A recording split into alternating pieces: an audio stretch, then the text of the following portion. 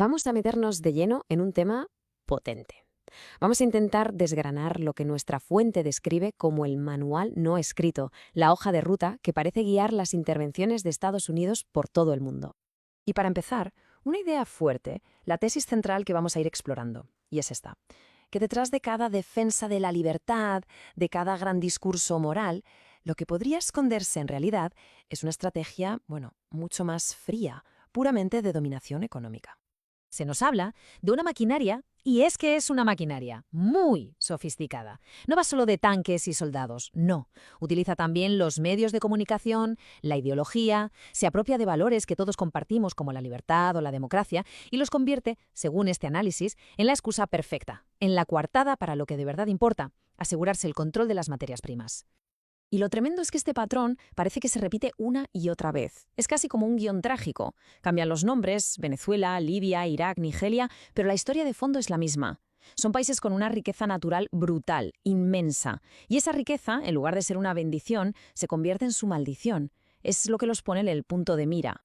Vale, vamos a meternos ya en el meollo del asunto, en el corazón de esta estrategia, porque lo que se describe aquí es literalmente como un manual de instrucciones, un plan de saqueo económico en 3 pasos muy, muy claros.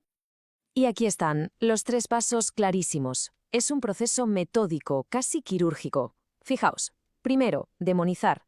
Hay que crear un villano. Se construye todo un relato en los medios para tachar a un gobierno de dictatorial, de corrupto, de lo que sea. Segundo paso, asfixiar.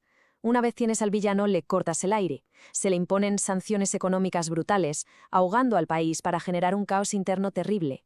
Y claro, cuando el país ya está de rodillas, debilitado, llega el tercer y último paso, intervenir.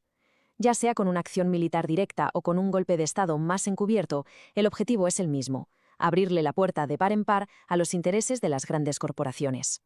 Bien, ya hemos visto el plan. Ahora vamos a ver la fachada.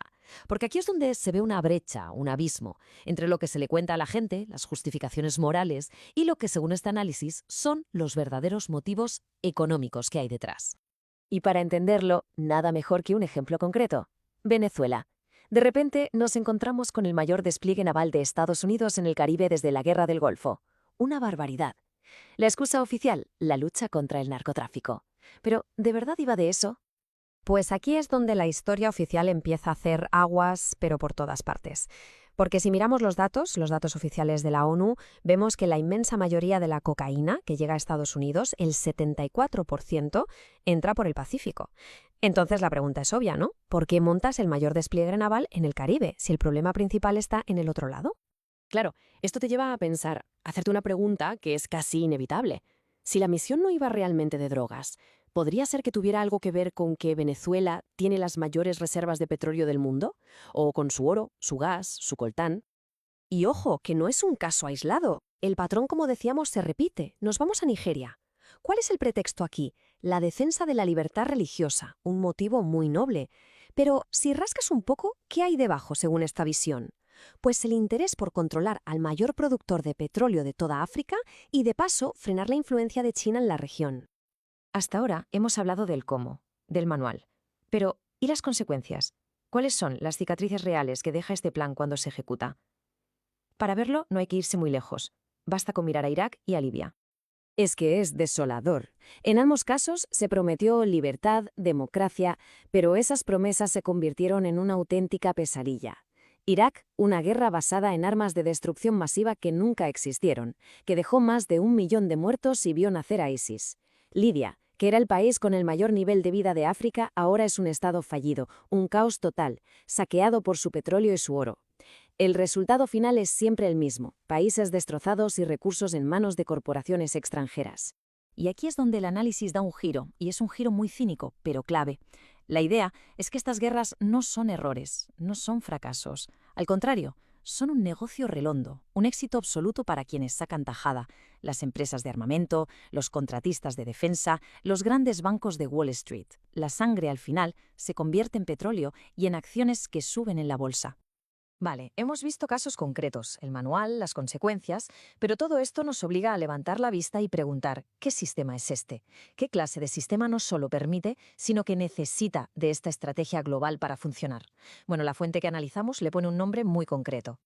Capitalismo armado, así lo llama. Y la definición es potente. Es un modelo económico que ya no se basa tanto en producir cosas, sino en la especulación, en el control. Y aquí está la clave, en usar la fuerza militar como si fuera una herramienta económica más. O sea, la guerra no es lo que pasa cuando falla la diplomacia, es una extensión natural de los intereses financieros. Sanciones, bloqueos, invasiones son solo instrumentos económicos con un disfraz moral. Y es que, según esta visión, este sistema no podría funcionar sin la desigualdad global. La necesita. La libertad que se exporta no es para la gente, es la libertad para que las corporaciones saquen recursos sin control y para que los bancos financien las guerras que lo hacen posible. El poderío militar al final está para proteger el dólar y los beneficios de unos pocos, pasando por encima de la soberanía de quien haga falta.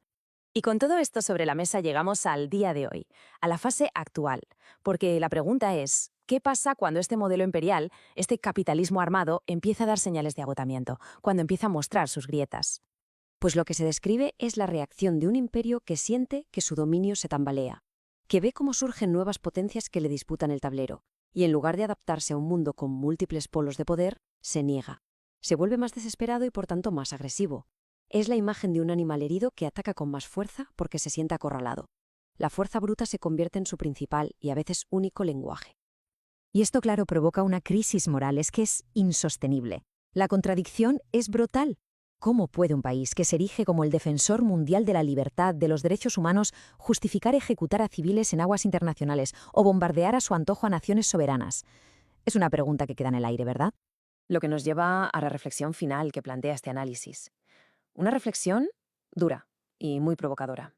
Nos pregunta, ¿y si cada bomba que se lanza en nombre de la libertad no es una contradicción? ¿Y si en realidad es la revelación de su verdadero rostro?